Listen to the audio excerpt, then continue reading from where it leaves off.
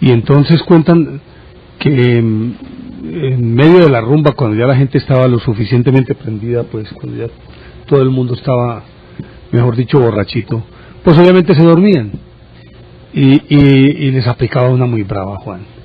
Cuando ellos despertaban en medio, en un salón lleno de leones, de osos, de tigres, de panteras. Imagínese usted un guayabo bien bravo y despertar en medio de leones, de tigres, de panteras, de todos esos animales bien feroces. Eso es como para uno... ¿ah? No, pues si está en Guayabao, ni pensar, ¿no? Qué barbaridad. ¿Qué tal esa? ¿Ah? Tremenda la cosa. Tremenda. Y entonces despertaban y empezaban a pedir a gritos, pues que por favor lo sacaran de ahí. Pero resulta que él, la que aplicaba era la siguiente: él cogía a los animales y les hacía cortar las garras y en muchísimos casos le hacía sacar los dientes a los animales, y algunos afirman era que los tenía también domesticados. Pero bueno, un animal por muy domesticado, una fiera de esas por muy domesticada que esté, un día de esos amanece de mal genio y le mete el diente al que sea. Entonces yo creo que era más es más viable creer que él realmente les hacía cortar las garras y sacarle los dientes a los animales, y esas bromitas se las gastaba en medio de las rumbas. La otra, ¿cómo era la que usted contó la otra vez, hombre? Eso era un inglés, ¿no? ¿Cómo era la cosa? Él era un tipo rico, ¿no? Y tenía un castillo, tenía un palacio, pues.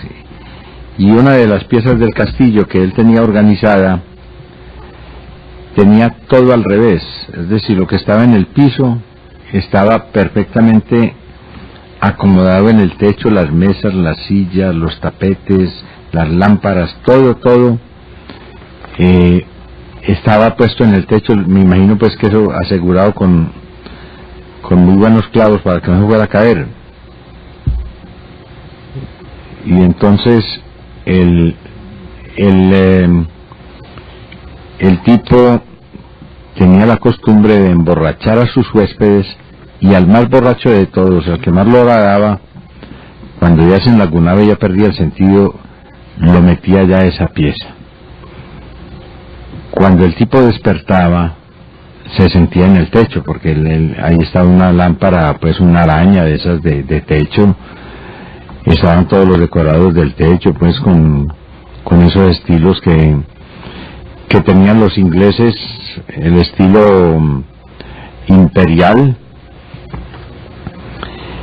y veía que la mesa y el piso estaban totalmente al otro lado, y empezaba ese hombre a reptar y a buscar la manera de descolgarse para llegar hasta el piso, pero en realidad iba para el techo, ¿no?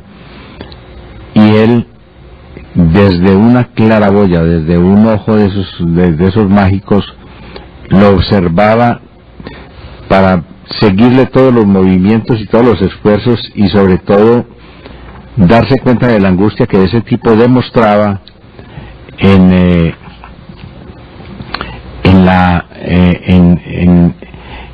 ese desespero por llegar hasta el piso, cuando en realidad pues lo que estaba buscando era nada menos que ir hasta el techo para creer que se podía sentar en una de las sillas o recostarse en un diván o algo por el estilo.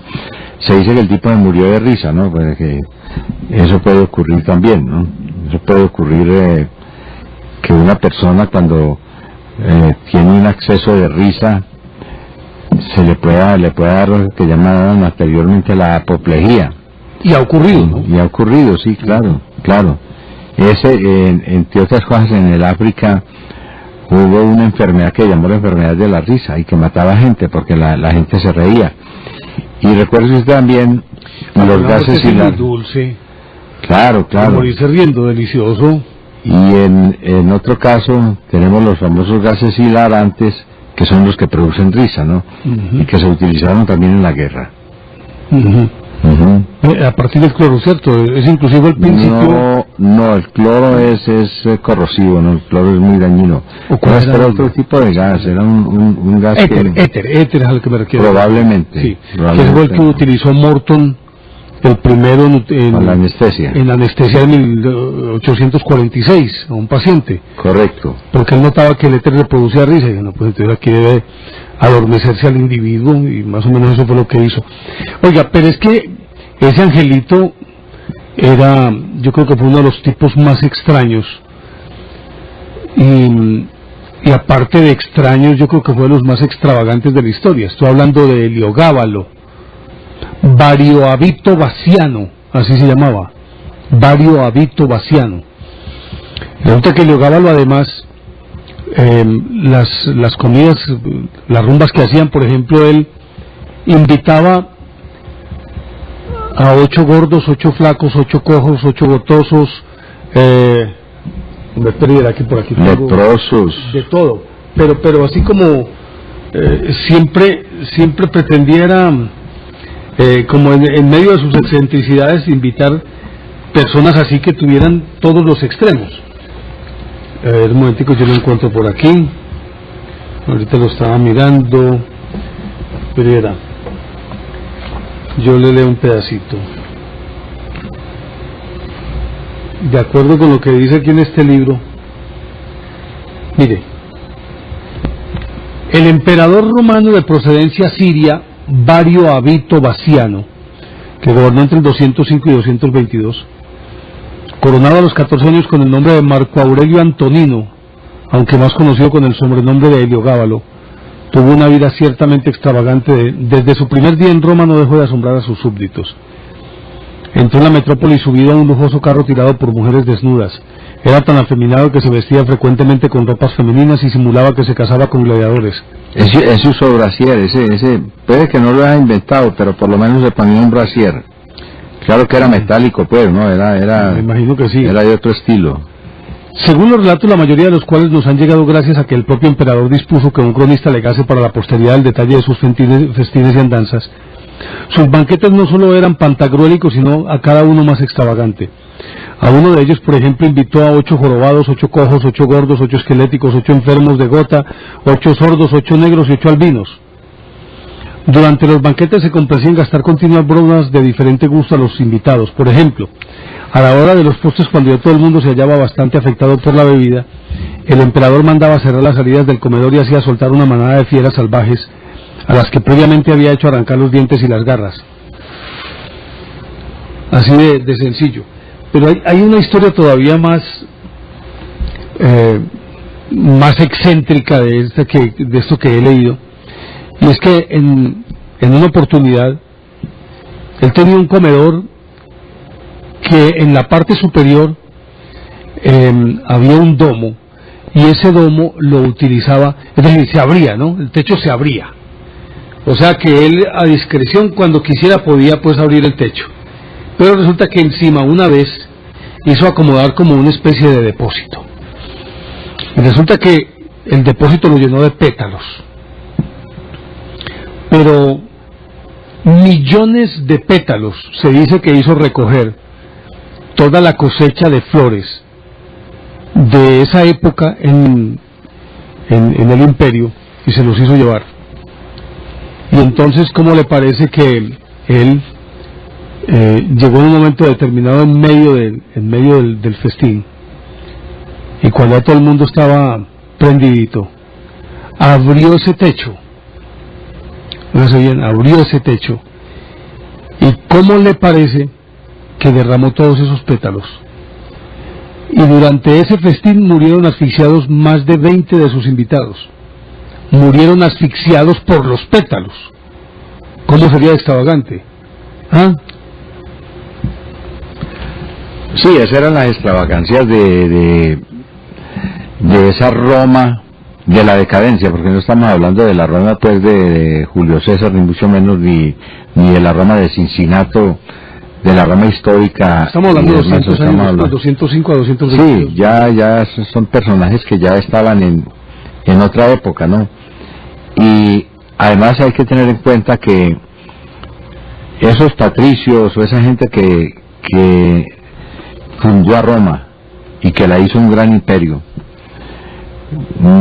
cuando desaparecieron precisamente por la misma corrupción, por el mismo daño y sobre todo por la burocracia, ¿no? Porque en Roma se estableció una burocracia que tenía un poco de funcionarios que cada uno tenía funciones determinadas, pero llegaba un momento en que se pisaban las mangueras, ¿no? Porque eso había cuestores, censores, lictores, pretores, había cónsules, bueno, había cualquier cantidad de jerarquías en esa organización. Y esos tipos llegaban y vivían de una manera muy ridícula, digámoslo así, estrambótica, pero es porque Roma perdió su estirpe, perdió su linaje y empezaron a llegar personajes de otras partes. El caso, por ejemplo, de Heliogábalo es que Heliogábalo era asirio, él era de origen asirio, él no era exactamente un romano que pudiéramos decir de estirpe o de nación, sino que era un tipo que había llegado allá y él fue el que importó a ese imperio decadente de Roma todo el culto orgiástico que caracterizó los últimos días de Roma, ¿no? Lo que se llamó la caída de Roma o el ocaso. Entonces ahí aparecieron una cantidad de personajillos, de sujetos indeseables que pervirtieron todas las costumbres de Roma, ¿no? Que las dañaron en una forma impresionante. Ese era el caso de Heliogábalo, ¿no? Que tenía unas extravagancias y unas excentricidades, pues que ya hoy se recuerdan con la frase cuando dicen que un tipo es un excedido, una persona que utiliza, a ver, digamos, un traqueto de la nueva era, ¿no? Un traqueto de esos que de pronto se consigue. Me contaron una vez que por allá en Buenaventura, no sé dónde, por allá por esos lados, o en Tumaco tal vez, un tipo se coronó un cargamento y lo primero que hizo fue llenar una alberca de whisky. Imagínese usted, hombre, la ridiculez, por Dios, llenar una alberca de whisky, como para qué, ¿no? Eso pues a qué, a dónde conduce o para qué sirve. Pero a eso se llega pues cuando la mente humana se degrada de esa manera. El caso de Heliogábalo pues fue muy proverbial. El mismo Nerón, por ejemplo, Marco Publio Nerón, bueno, un Publio de esos. Él tenía el nombre también de Claudio Domicio Publio Nerón. Claudio Domicio Enobarbo, pero tenía un Publio por ahí metido. Ese era Claudio, digamos, un nombre generón, un nombre conocido, era un nombre metido, digamos, ahí dentro de... Y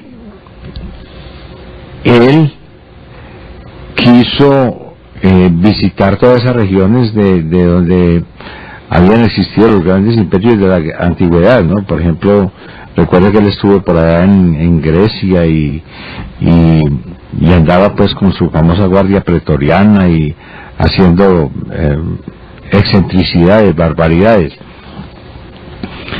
El que analiza ese fenómeno, el de esta gente, es Vitus Drescher, el famoso etólogo alemán, que habla en un libro que se llama Calor de Hogar, cómo estas personas que llegaron a hacer tanto daño y a propiciar tantos perjuicios a una sociedad, porque era la corrupción, ¿no? Es que ese es el peligro del estereotipo, del modelo malo, del que no sirve, y es que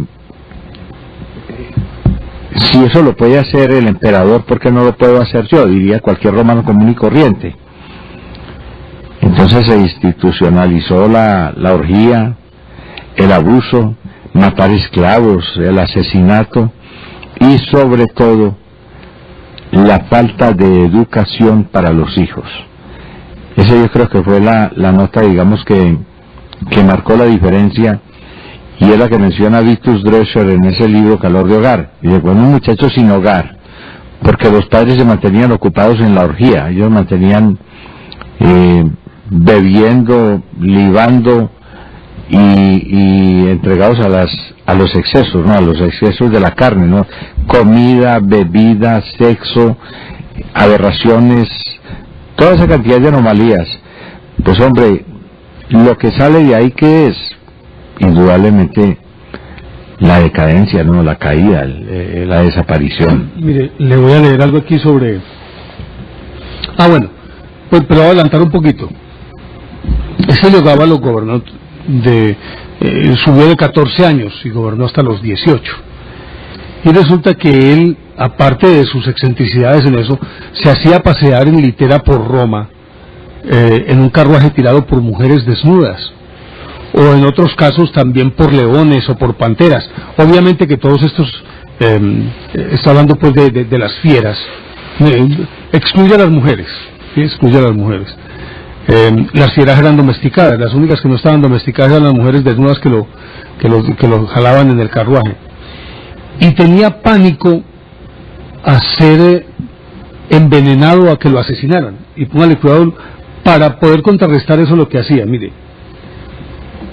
El emperador romano Vario Avito Baciano, Heliogábalo, estoy leyendo, claro, se hizo construir un patio de pórfido, una piedra ciertamente dura, y puntiagudas las piedras, al pie de sus aposentos, para poder saltar a él y matarse en caso de peligro de muerte. Para mayor seguridad, llevaba siempre consigo un anillo de esmeralda hueco relleno de veneno. Tampoco se separaba de un puñal con empuñadura de diamantes y de una cuerda de oro y seda con que estrangularse si todo lo anterior fallaba. No obstante, murió en el año 222 a los 18 años, mientras cumplía con sus necesidades fisiológicas, ahogado por manos pretorianas, asesinado con la esponja que los romanos utilizaban en lugar del todavía inexistente papel higiénico, y posteriormente lo remataron con un puñal. Así murió. Menos le dieron de su propio cocinado, ¿no? Lo pusieron a comer de lo que le correspondía, ¿no? Ahí murió en su ley, ¿no? Ese también es un fin a veces predecible, ¿no? Dentro de esos personajes. Pero mire, es que lo que pasa es que los romanos ya para esa época, ya el Imperio Romano había entrado en una franca decadencia, y no solamente en una decadencia administrativa, jurídica, y lo que se quiera, sino, y muy particularmente, y peor aún, en una decadencia moral y ética impresionantes. Y eso desde muy temprano, porque cuando se instauró el imperio, que Julio César no quiso ser emperador, al final de cuentas alguien decía que sí quería ser emperador, pero que no se... es decir, no quería romper esa costumbre romana, por eso se hizo nombrar cónsul vitalicio, que en la práctica significaría que era nadie más ni nadie menos que un emperador, un hombre que podía disponer de vidas y haciendas. Pero cuando él muere, acuérdese de lo que sucede con el triunvirato de Marco Antonio, Lépido y Octavio. Marco Antonio, Lépido y Octavio. Lépido lo sacan por un volado rapidito y quedan Marco Antonio y Octavio enfrentados. Al final Octavio termina venciendo a Marco Antonio, pues el que se embolató con Cleopatra, y se hace nombrar emperador, es el primer emperador, y asume el título de César, ¿no? César Augusto. Y luego de él viene Tiberio, y resulta que ahí ya había una descomposición moral. Con Tiberio viene un proceso de crueldad. A Tiberio lo sucede Calígula, y de ahí en adelante, Juan, ya eso sí fue, tal vez se salva ahí un poquito Claudio, que fue el que sucedió a Calígula. Claudio, cojo, contrahecho, tartamudo, pero un hombre supremamente inteligente, que inclusive alcanzó a escribir la historia de los etruscos, una de las de los textos de consulta más respetados por los historiadores de todos los tiempos sobre la historia de los etruscos. A Claudio lo sucede Nerón. Nerón muere en el año 67-68 y sube, si no estoy mal, que era Domiciano, bueno, no recuerdo. De ahí a ese viene, detrás de ese viene Tito, y de ahí se viene esa churreta de emperadores ya libertinos, todo lo que usted quiera, y obviamente que la sociedad romana entonces entra en una franca decadencia. Y como lo decía usted ahorita, Juan, si se legitima, es decir, el hecho de que un emperador haga algo, legitima y le concede licencia al pueblo para que el pueblo haga, si tiene con qué, para que lo haga también. Y eso en efecto fue lo que hicieron muchísimos de los romanos ricos. Llegó un momento dado en que inclusive llegaron a comprar el trono, como ocurrió con un senador llamado Livius Julianus, que compró el trono, lo subastaron simplemente, pero obviamente que varios siglos después. Y ahí vienen los otros, entre los cuales Cómodo, estaba Heliogábalo, Domiciano, Diocleciano, todos ellos. Y lo triste de eso es que las costumbres se fueron, o la moral, llegó un momento de laxitud tal que antes obrar como una persona correcta y seria era la excepción a la regla. Lo que tenía sentido era que actuaran de esa manera libertina, y el relajamiento llegó a todas las esferas, pero particularmente en lo que se consideraba el principio de placer. Acuérdese que, y eso usted quien contaba la otra vez, lo de como eran tan cómodos, se agarraron a consumir, por ejemplo, carne de lirón. ¿Cómo es la cosa, Juan? No, lo que pasa es que llegaron a un momento de pereza tal, de indolencia, digámoslo así, que ya no salían de sus habitaciones, entonces mantenían la comida enjaulada. Es decir, el lirón era el animal más común. ¿Por qué? Porque el lirón es un animal que no pone problema, el lirón se mantiene durmiendo y se reproduce muy fácil. Ellos lo mantenían ahí en esas jaulas, y cada que necesitaban comer pues mandaban a un esclavo para que sacara un lirón y se los preparara. Lo que no contaban era que la carne del lirón tenía unas sustancias tóxicas acumulables, ¿no? Así como el mercurio, como el plomo, todos esos metales que son tan dañinos para el organismo. Y entonces esa carne del lirón, con sus tóxicos, que seguramente se llaman para el cerebro o para las vísceras importantes, más el agua que venía contaminada de plomo, porque las tuberías del acueducto romano eran de plomo, pues indudablemente que contribuyeron a que estas personas que tenían acceso a ese tipo de comida, no era pues cualquiera del pueblo, sino que eran ellos, los nobles, los de la aristocracia, los que estaban, digamos, en ese trance, pues entonces sufrieran algún tipo de trastorno cerebral que los enloquecía, ¿no? Se volvían locos, se volvían gente pues por fuera de lo normal, ¿no? Y mire, eran tan perezosos que comían acostados. Unos sofás bajitos que se llamaban triclinios, y que solamente tenían, a ver cómo se llama eso, Juan, para reposar solamente uno de los brazos, un sofá con un solo brazo, pues. Una otomana. Eso es, y entonces simplemente acomodaban el brazo ahí e iban comiendo acostados, y así eran todas las fiestas, comían acostados. Y pues lógicamente que eso les producía una pereza y un letargo impresionante, y como las rumbas eran de varios días y podían durar semanas, pues acuérdese, Juan, que realmente los romanos tenían un calendario en el que la mitad del año se la pasaban rumbeando. Casi que se podría decir que trabajaban un día y al día siguiente descansaban. Siempre estaban como en función de eso. Y como no había muchas fuentes de trabajo, de ahí se acuña aquel término de pan y circo. Y lo que sucedía era que al pueblo le metían circo para que no protestara, y le daban pan porque uno con el estómago vacío pues puede protestar. Entre tanto, los ricos se daban unas comilonas impresionantes. Y hay obras, Suetonio, por ejemplo, habla en una de sus obras sobre esas costumbres libertinas, sibaríticas, lo que usted quiera. Pero hay una obra clásica, ayúdenme, ¿quién es el autor del Satiricón? Petronio, el árbitro de la moda. Sí, señor, ese es de la época de Nerón. Él vivió con Nerón, ¿no? Hasta el punto de que Nerón lo tenía en alta estima, y lo había nombrado justamente el árbitro de la moda.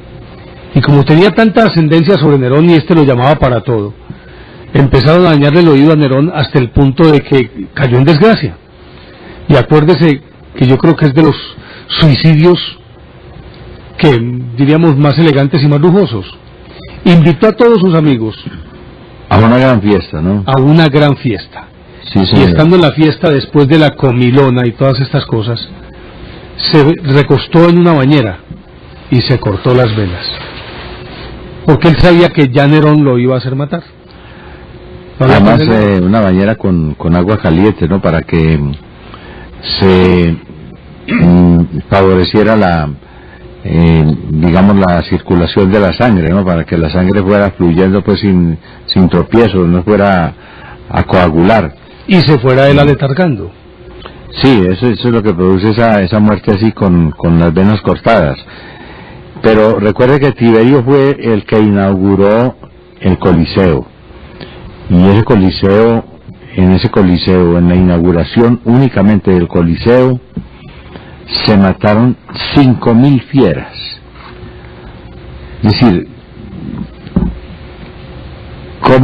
¿qué dirían ahora, por ejemplo, todos estos ecologistas que andan cuidando la mariposita, el gusanito, el animalito y todo eso, que vieran que se sacrifican 5.000 animales, no animales nobles, pues, porque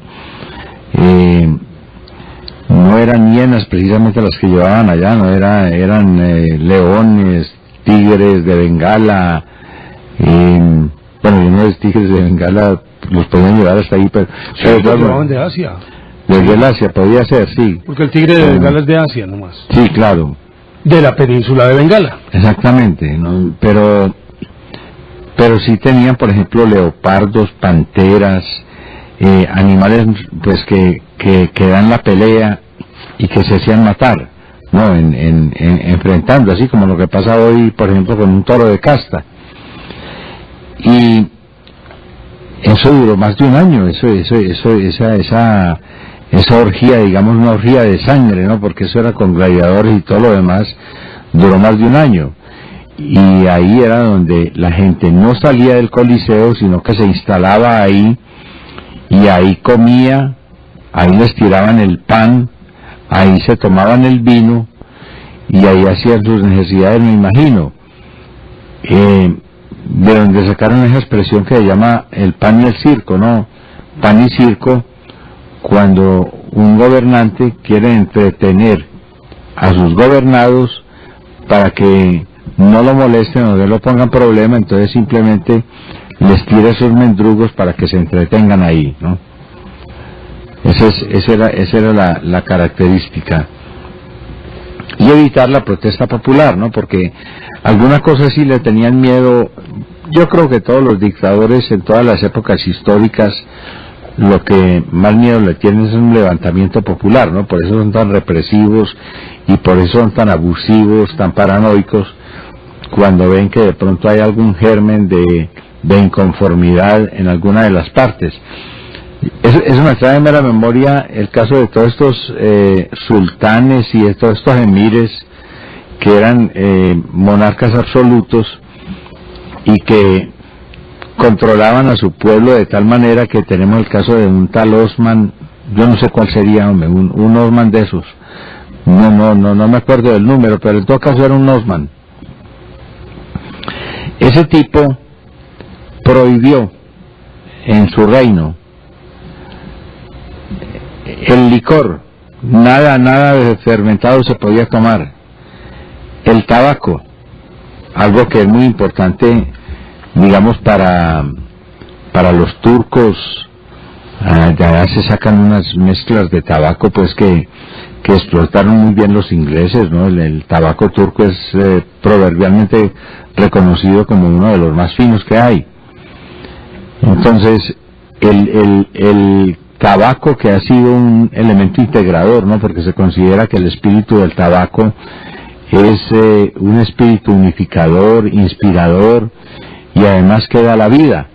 De ahí esa expresión, de donde hay humo hay vida. Y todo eso lo prohibió este tipo, pues la represión absoluta. Entonces él mantenía censores a toda hora pendientes de lo que pasaba por ahí en los últimos rincones de su reino, y cuando pues los súbditos no se aguantaron más, se inventaron la forma de mezclar el trago con melaza, y como la melaza sí era muy común porque se consideraba un remedio para la garganta, ¿no? Y para muchas enfermedades, entonces la mantenían siempre en la casa. Lo que pasa es que a esta vez la mezclaban con el trago. Cuando llegaba, por ejemplo, un censor de esos y les preguntaba, bueno, ¿y qué hay en esas botellas? ¿Qué tienen ahí ustedes ahí en esas garrafas? Entonces ellos le contestaban en idioma turco, shurup, shurup.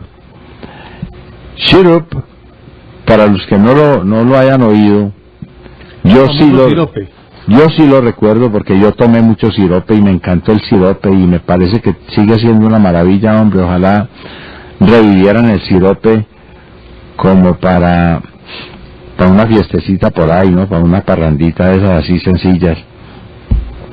Era un guarapo mezclado con canela y limón y otras esencias, ¿no? A eso le echaban hierbitas y cositas, pero eso sabía muy sabroso, y para calmar la sed ni se diga.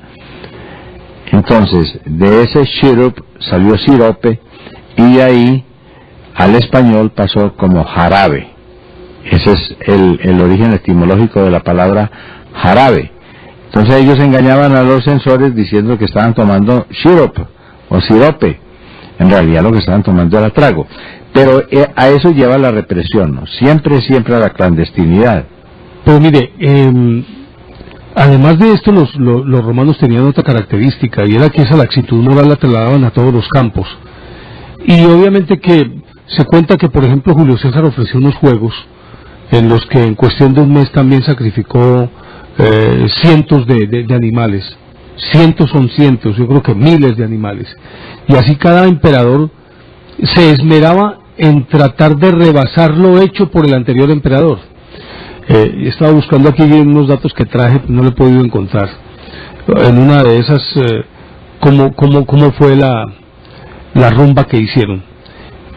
Pero le quiero leer esto, hombre. Es que ahorita mencioné el Satiricón, y en el Satiricón resulta que Petronio hace alusión a un rico romano que llamaba Trimalción. Trimalción, uno de los hombres más ricos, era, yo creo que si se mira desde el ángulo histórico, era el prototipo del romano rico. Se decía ahorita más o menos del traqueto, pues, o el venido a más. Él había sido un comerciante que había ido escalando y había conseguido demasiado dinero, y entonces cuentan lo que sirvió en una rumba. Oiga, pues, yo creo que vale la pena leerlo. Mire, según lo relata pues Petronio en el Satiricón. Primero se sirven unos huevos cuya cáscara estaba hecha de pasta, y en su interior, cuando los comensales creían que estaban empollados, resultó que había un gordísimo papafigo arrebozado en salsa de yema de huevo y pimienta. Siguió un plato representando los 12 signos del zodíaco, a los que correspondían otros 12 manjares escogidos y suculentos. Es de notar que uno de ellos era una vulva de marrana virgen, plato muy apreciado por los gastrónomos romanos. En ese tiempo había marranas vírgenes, vea, ¿Qué hombre, tal vea esa? usted, hombre. A continuación se sirvieron pollos cebados, liebres y pescados con garum, que era una salsa muy empleada por los romanos a base de entrañas de atún fermentadas al sol. El garum más apreciado era el procedente de España, especialmente el elaborado con atunes de Cádiz. Como era una salsa muy fuerte, ácida y de penetrante olor, se mezclaba con otros ingredientes, aunque también se consumía sin mezcla. A todo ello siguió un enorme jabalí de cuyos colmillos pendían 2 canastillas con dátiles, y a su alrededor unos jabatos de pasta en posición de mamar, pues se trataba de una hembra.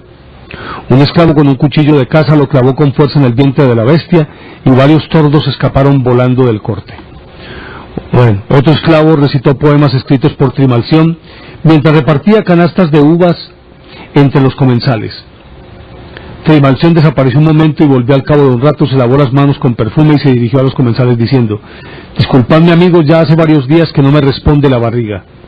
Los médicos todavía no se han puesto de acuerdo, pero la corteza de granada y la resina de pino en vinagre me han hecho bien. Pero me voy a adelantar un poquitico.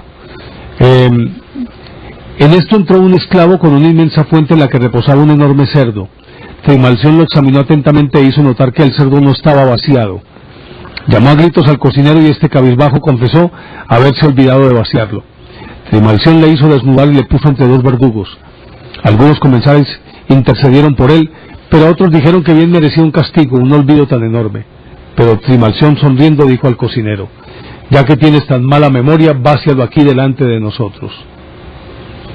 El cocinero empuñó un cuchillo y abrió el vientre del cerdo, del que salieron gran cantidad de salchichas y morcillas. Todo el mundo aplaudió esta hazaña gritando vivas al cocinero. A renglón seguido se hizo circular una gran jarra con varias tarjetas adentro, según las cuales se repartían diversos regalos a los comensales. E inmediatamente siguió un espectáculo, al terminar el cual se sirvió un ternero cocido. De repente se abrió el techo del triclinio y descendieron coronas doradas con frascos de alabastro llenos de perfume como obsequio a los invitados. Siguieron unos pasteles y en medio de ellos figuraba un príapo hecho por el pastelero. Príapo estaba representado por una verga y unos testículos de los que colgaban frutas en profusión, a las que varias personas echaban mano llenando con ellas su servilleta.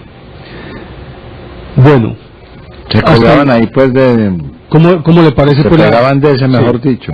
Y más adelante en el mismo Satiricón habla Petronio de un banquete funerario. Y lo describe de esta manera: como primer plato tuvimos un puerco coronado con longanizas. Alrededor habían arreglado bonitamente morcillas y menudillos. No faltaron por supuesto las acelgas y el pan integral hecho en casa, que yo prefiero al pan candeal porque además de proporcionar energías, no me hace llorar cuando me ocupo en el excusado. El plato siguiente fue un pastel frío que llevaba encima una excelente miel hispánica hirviendo. Fue así como no comí ni un solo bocado de pastel, pero me atraganté hasta aquí con la miel. Alrededor había garbanzos, altramuces, nueces a discreción y una manzana para cada uno, pero yo cogí 2. En una manzana aparte tuvimos un pedazo de oso que Cintila tuvo la imprudencia de probar, pues al instante casi vomitó sus tripas. Yo en cambio me comí más de 1 libra porque tenía sabor de jabalí. Además yo me decía: ¿por qué si el oso se come a los pobres humanos, un pobre hombre debe privarse de comer osos? Por último se nos sirvió queso fresco, arrope, un caracol por cabeza, pedazos de tripa, hígado en platillo, huevos en su píleo, nabos, mostaza, y asimismo se hizo circular un cuenco de aceitunas maceradas en vinagre, con comino del que algunos malcriados se sirvieron hasta 3 puñados. En cuanto al jamón, lo dejamos intacto. Yo creo que ahí es cuando uno puede explicar el por qué los romanos, en esas comidas, lo que hacían era, después de estar llenos, meterse el dedo a la boca, vomitar y seguir comiendo. Esa es la famosa bulimia, pues, ¿no? Bulimia es hambre, ¿no? Pero es un hambre artificial, un hambre creada precisamente por la misma gula. Hay un animal, pues, que es el famoso glotón, que está por allá en el Ártico, que tiene que estar comiendo constantemente, y cuando ya tiene el estómago completamente lleno, pues devuelve lo comido y vuelve y come, ¿no? Es impresionante. Ese era el caso de estos personajes, ¿no? Tiberio, por ejemplo, se dejó dominar por el resentimiento. Era un resentido, era un tipo que precisamente por su origen, por haber sido simplemente un adoptado, hizo todo lo posible por molestar a la gente y crear pues toda esa cantidad de situaciones fastidiosas que lo caracterizaron. Y en el caso de Trimalción, yo tengo aquí el epitafio de él.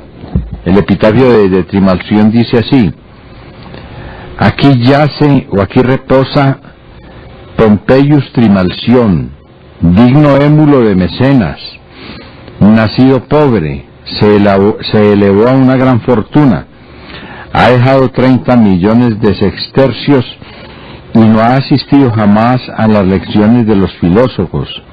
Viandante, yo te deseo la misma suerte. Bueno, este es el símbolo del exhibicionismo, pues, y de la ostentación.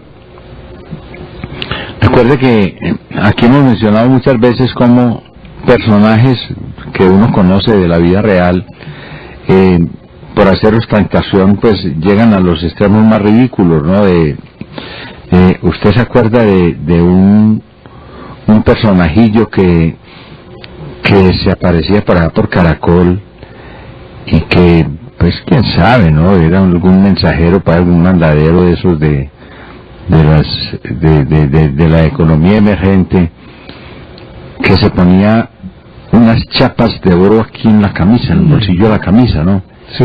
Eso lleva una inscripción, tal vez el nombre de él o alguna cosa ahí, y en Alemania me tocó presenciar esto.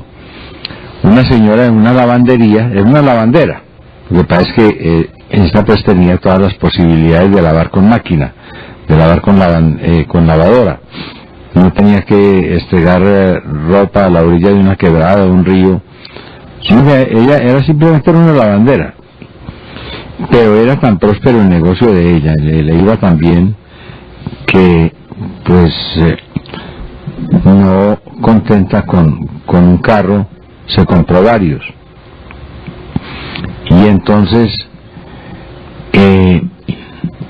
los marcaba, ¿no? El primero que había comprado, el primero que había conseguido, que era el viejito, pues ese más o menos lo tenía por ahí guardado. Pero cuando salía en uno de los otros, entonces los tenía numerados. Y decía, este es mi segundo Mercedes, ¿no? Este es mi segundo Mercedes, o este es mi tercer Mercedes. Un letrero grande en el bumper del carro, ¿no? Y había que leer, das ist mein zweiter Mercedes, das ist mein dritter Mercedes, para que la gente se diera cuenta, pues, de que era muy próspero. Hombre, yo definitivamente a uno le falta mucho por conocer, hombre, por ver. Pero ¿sabe una cosa, Juan? Yo creo que prácticamente las sociedades a lo largo de la historia, y de eso se han encargado los arqueólogos, de reconstruir las características de un pueblo a partir de lo que come y de cómo lo come, qué consume y cómo lo consume. Porque es que, entre otras cosas, el comer volver un ritual, empezando porque es una necesidad fisiológica primaria, sin la cual es imposible que el hombre pueda sobrevivir, mientras los animales lo hacen simplemente para sobrevivir. Los hombres lo hemos convertido en un ritual social, y a pesar de que es una necesidad primaria, se ha elaborado de tal forma que al convertirse en ritual social es algo que no se puede compartir con cualquiera. Mire que, por ejemplo, entre los leones, en las manadas de los leones, el macho come primero, o los machos comen primero y las hembras comen después, con sus cachorros. Y así, siempre en cualquier grupo de animales, los alfa son los que comen de primero. Y defienden la comida con fiereza, porque es una cuestión de supervivencia. Pero los seres humanos, si bien es cierto, necesitamos la comida como la necesita cualquier especie, la hemos convertido en un hábito social. Y por eso yo creo que Si algo tiene valor, Juan, es el compartir una comida. Yo creo que no hay una demostración de amistad y de confianza más palpable, ni más palpable y más digna de ser tenida en cuenta. Es una invitación a comer o almorzar. Uno no invita a cualquiera a comer. Mire que se ha llegado a tal punto en que, no sé si a usted le pase, a mí me pasa, no hay cosa más triste ni más deprimente que tener que comer solo. ¿O me equivoco? Tener que comer solo para mí es algo deprimente, porque al convertirse en esa costumbre social, se asume que alrededor de los alimentos naturalmente se prodigan los afectos también. Acuérdese que, por lo menos en nuestra cultura, el momento de la comida se aprovechaba, a más de la ingesta de los alimentos, se aprovechaba para impartir educación y formación por parte de los papás. Ahí venían los refranes, ahí venían las cantaletas, ahí venían las directrices que se debían observar, y luego venía el rosario, o venía la tertulia con el contador de historias, pero todo nacía alrededor de la mesa, y a mí eso me parece que es algo tan maravilloso. Y pues no sé, yo creo que vos también, en lo personal, para mí, una invitación a comer es una muestra de alta estima. Es decir, a mí alguien me invita a comer es porque me tiene mucha confianza, porque en efecto siente afecto por mí. Y en el peor de los casos, porque hay un interés creado, pero regularmente yo primero pienso en el afecto, en la amistad. Acuérdese lo que dice la Biblia cuando habla de los tipos de amor. El amor ágape, por ejemplo. El amor ágape lo practicaban los primeros cristianos, era alrededor de la comida. Se reunían, era a comer. Y durante la reunión, bueno, ya venían entonces como el compartir conocimientos y todas estas cosas que a mí me parece que son eminentemente humanas, y que no sé qué tan válido sea lo que voy a decir, pero la socialización del ser humano empezó alrededor de la comida. Y de los animales también. Puede que sea para pelear, pero de todas maneras, alrededor de la presa se reúnen los animales, se identifican y digamos, por lo menos forman un grupo compacto y se integran y se cohesionan. No teniendo los animales un idioma que los cohesione como ocurre con los humanos, pues entonces ellos lo que hacen es, alrededor de la comida o de la cacería, pues se integran y forman grupos. Creo que ese es algo bien interesante, lo que significa la comida como necesidad básica y como elemento integrador. Ahora, el problema de la comida es que ya se vuelve un elemento cultural, social. No es algo individual, sino que se hace en conjunto, se hace participando de una comunidad. Hay grupos, por ejemplo, en donde la comida se prepara, pero hasta que no llegue el jefe, el líder, el adalid o cualquier persona de esas, pues entonces nadie se atreve a tocar eso. Le voy a decir, uno de los recuerdos más amargos que yo tengo, me lo hizo pasar mi abuelo, me fastidió sobremanera, y todavía no se me olvida. Nos fuimos para la orilla del río San Rafael a un almuerzo de esos de olla, eso era muy común allá. Ahora no había carretera, entonces la gente se agrupaba alrededor de la comida, de las comidas. Entonces montaban una olla y mataban un marrano, por ejemplo. Hombre, y esos marranos, pues así, estos marranos de campo, pues bien alineaditos, bien cebaditos, ¿no? La carne muy sabrosa. No. Yo no sé, pues puede que ahorita pues con todos estos avances digan que es malo, que son muy dietéticos, transmiten enfermedades, pero un marrano criado con aguamasa y sobrados. Un chancho, por ejemplo, para sacarle tocino y todas esas cosas, ¿no? Hombre, ¿y cómo le parece que en la repartición me tocó a mí una carne, hombre? Pero yo no había visto una obra de arte bien cortada, y esa carne era rojita, pues esa carne incitaba, ¿no? Era como una mujer. Usted ha visto cuando uno está pequeño que cuando está comiendo deja lo mejor para el final, ¿no es cierto? ¿Cierto? Claro. Bueno, eso es lo que yo he viajado para darme el gustazo, pues, de comerme eso al final. Y empecé a comer más bien el sancocho primero y lo que había ahí de seco y tal, guardando la carnita para comérmela al final. Cuando de pronto llega mi abuelo y me quita el plato y me dice, bueno, suspenda ya. Y dije, ¿pero por qué, abuelo? Y dije, porque ya los mayores dejaron de comer, usted también tiene que parar. Y dije, pero eso no, nada, apelación a los infiernos.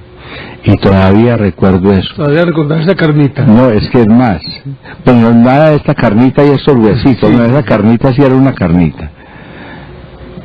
Espero morirme para ir a reclamarme a mi abuelo esa carnita, me la debe. Claro, pero vea, mire Juan, es que hay sociedades, por ejemplo, en las que, y básicamente yo creo que son más los nómadas, los musulmanes, bueno, y muchos otros, los nativos. Mire, y a mí no me van a decir que no es que no puedan servir de manera individual, lo pueden hacer. Pero es tan social este ritual de comer, que sirven es en fuentes grandes. Sí. Y cada quien va sacando con la mano un poco. Claro, de la fuente grande. El filete de camello, por ejemplo. Los musulmanes, los tuareg, los indios también, muchos indios, simplemente sirven en una fuente grande y todo el mundo mete la mano y come. Si eso no es compartir socialmente, entonces yo no sé qué se podría llamar compartir socialmente. Y obviamente que cuando uno come con alguien, parte de el ritual de comer pasa por el final, por el postre, el tinto y la conversada, ¿sí o no? Sí, claro. Sin eso, pues que lo inviten a uno a almorzar a un restaurante, vaya y venga, y ahora pues que vivimos con tanta velocidad, terminan de almorzar porque es una cuestión de afán, vaya y venga. Pero cuando es la invitación formal a comer, donde amigos o uno invita a alguien, se asume que al final o hay un postre, o hay un buen café, y hay una buena conversación.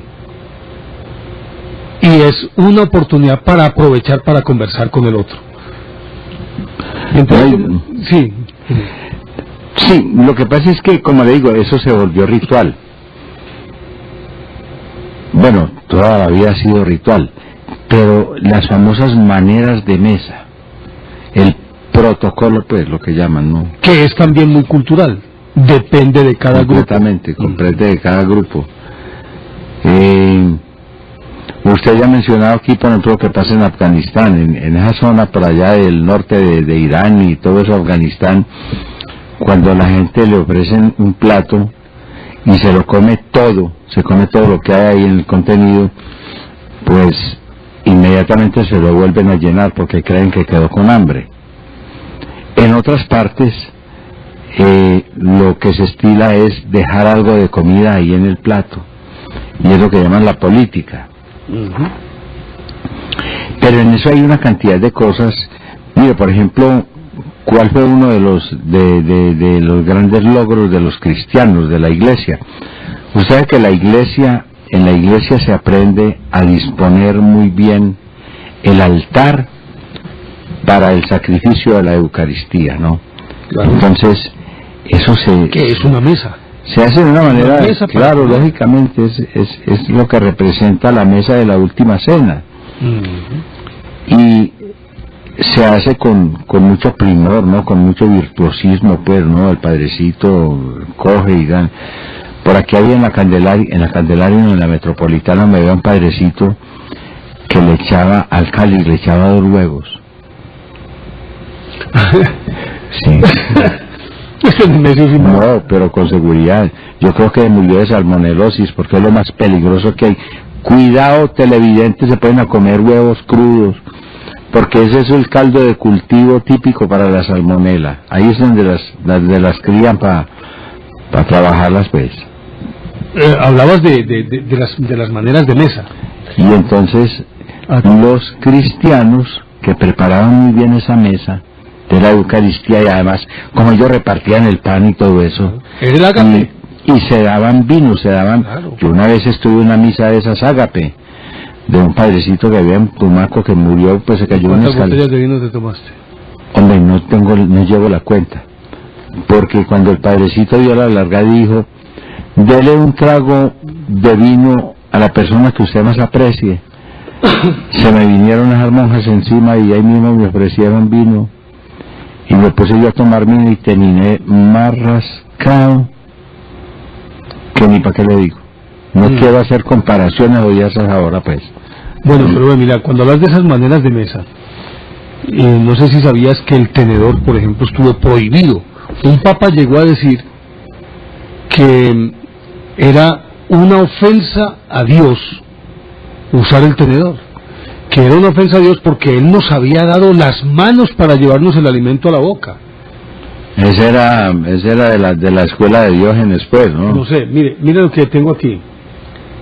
El uso del tenedor en una mesa europea aparece en un manuscrito del año 1022 encontrado en el monasterio italiano de Montecassino.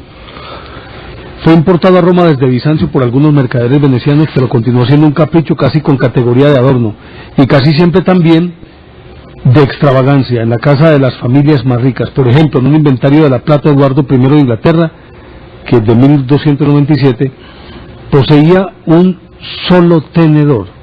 En 1328 la reina Clementina de Hungría tenía 30 cucharas y un tenedor, y solo se utilizaba el tenedor en ocasiones excepcionales para comer algún tipo especial de fruta, por ejemplo peras o fresas, pero no la carne o el pescado.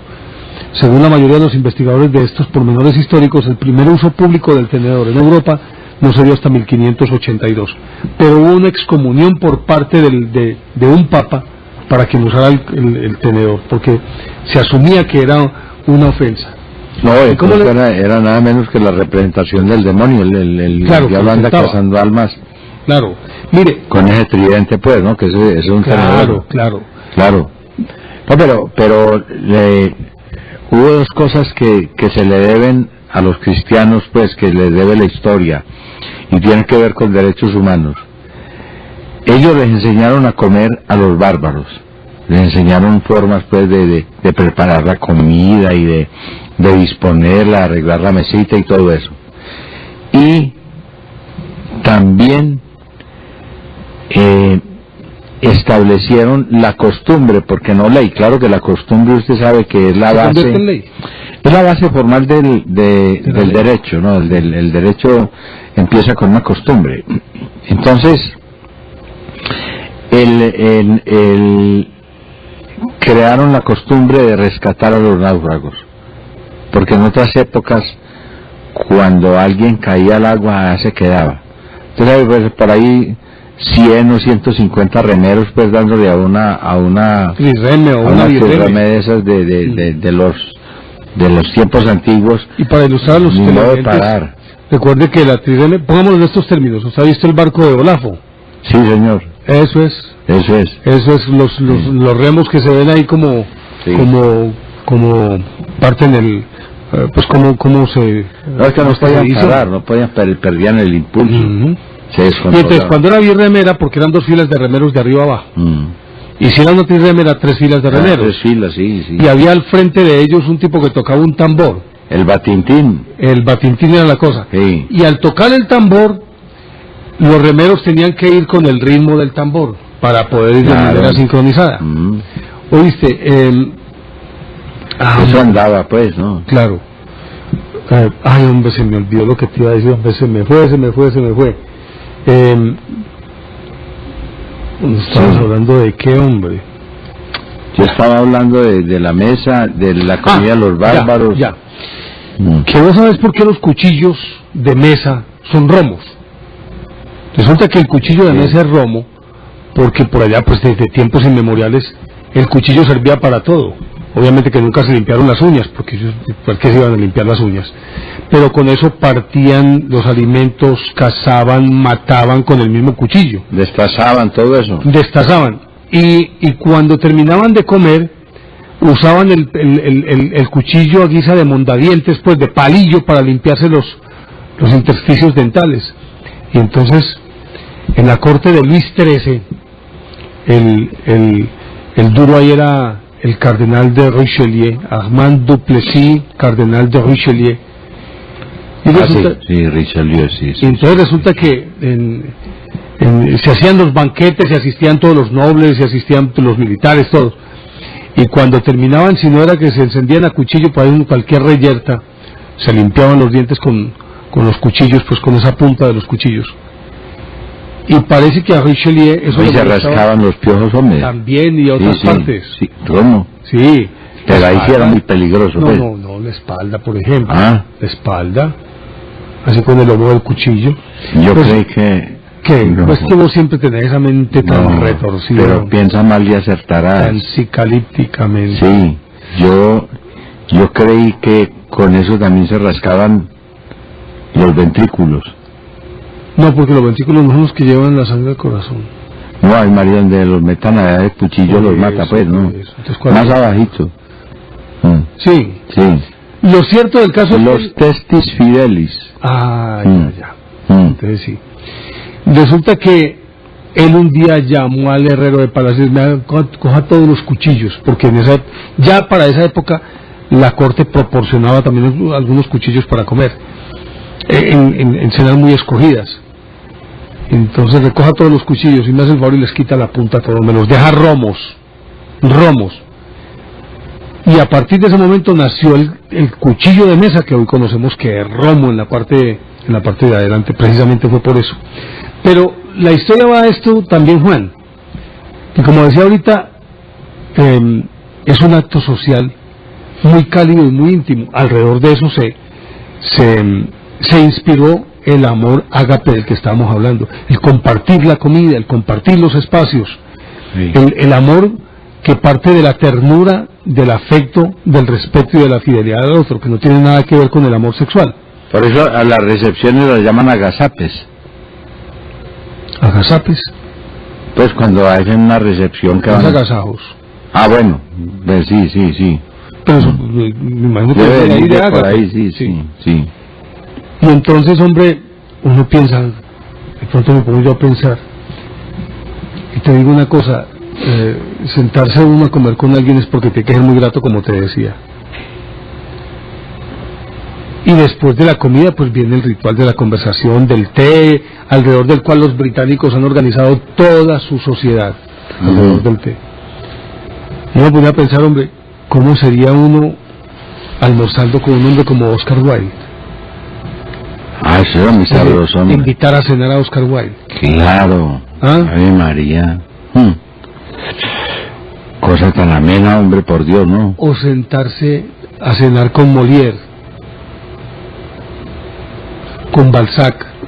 Molière no era como de mal talante, era de malas pulgas, pero creo que tenía un sarcasmo y una ironía a flor de labio impresionante.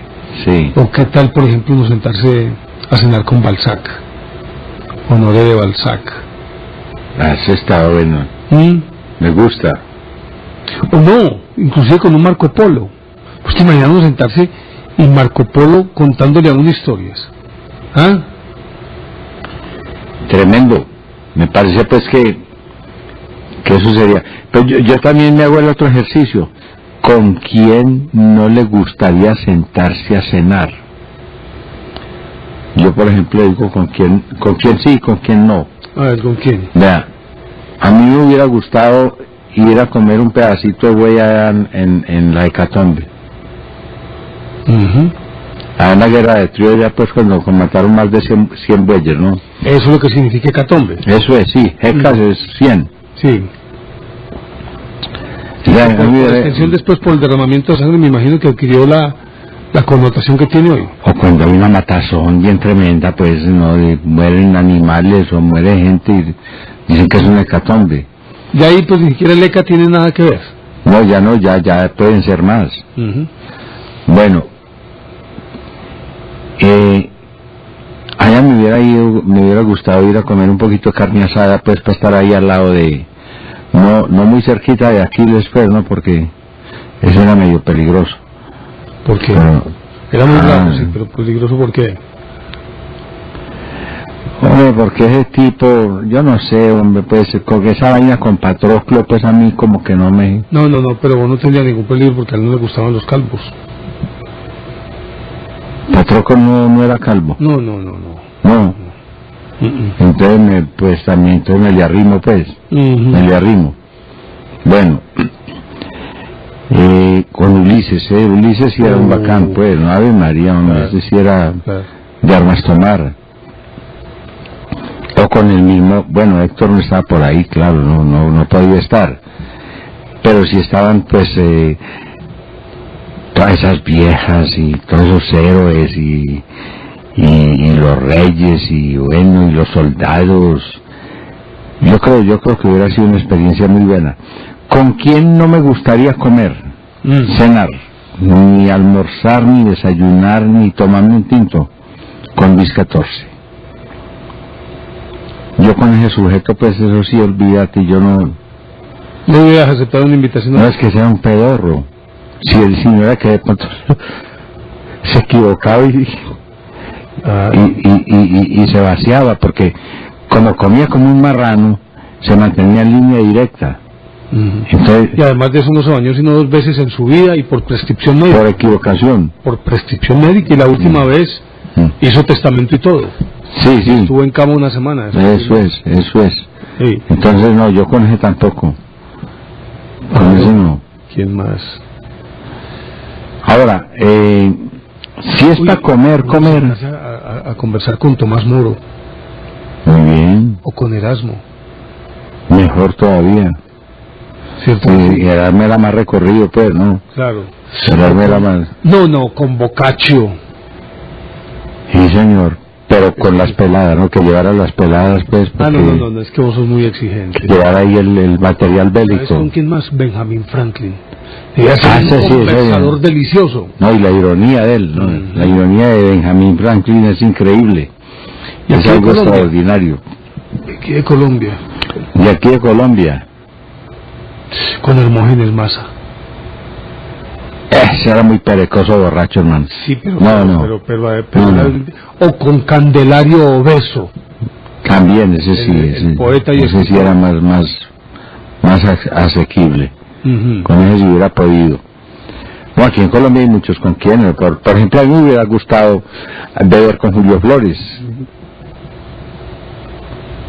Porque ese repentismo de él era delicioso. Con Tomás Carrasquilla.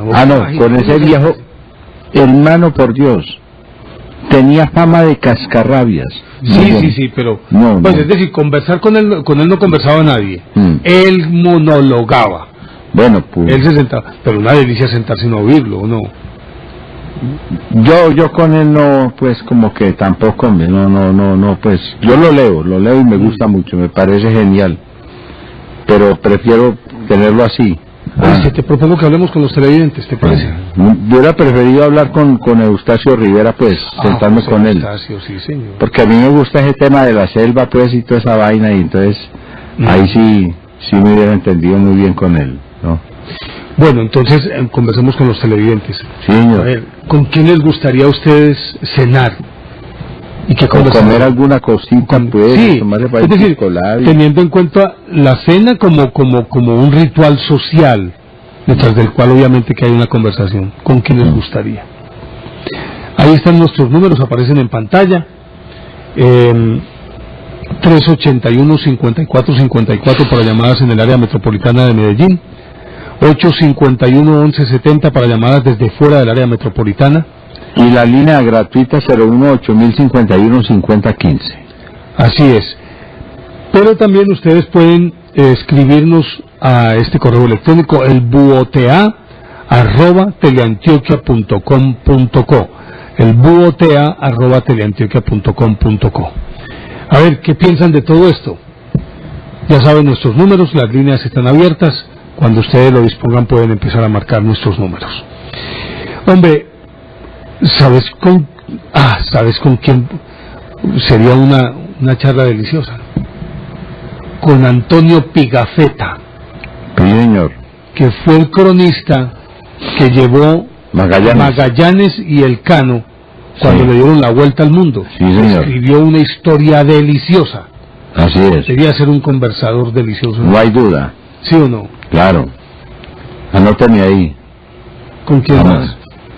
A mí, ¿sabe con quién no me apuntaría?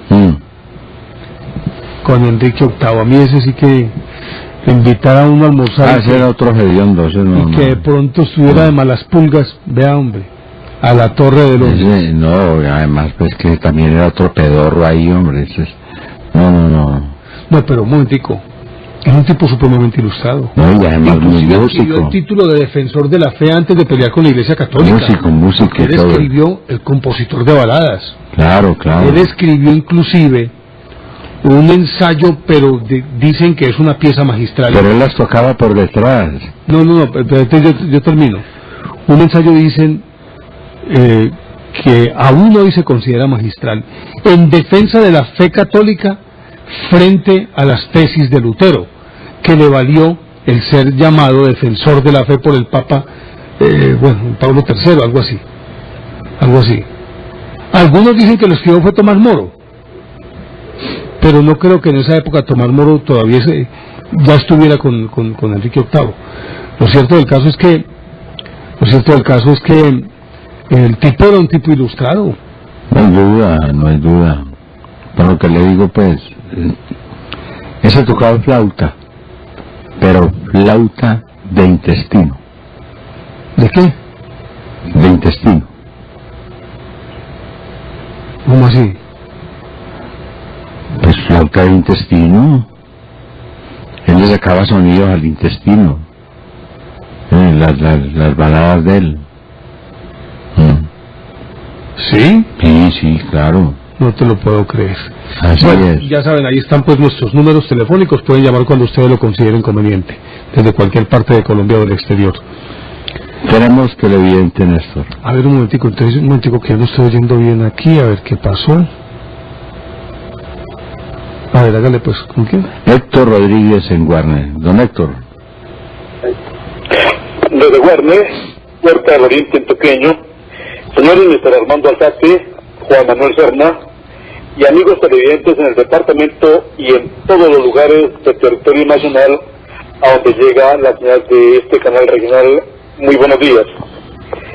El estudio de las culturas clásicas, como son la griega y especialmente la romana, conducen a considerar grandes aportes en la gobernabilidad y organización social.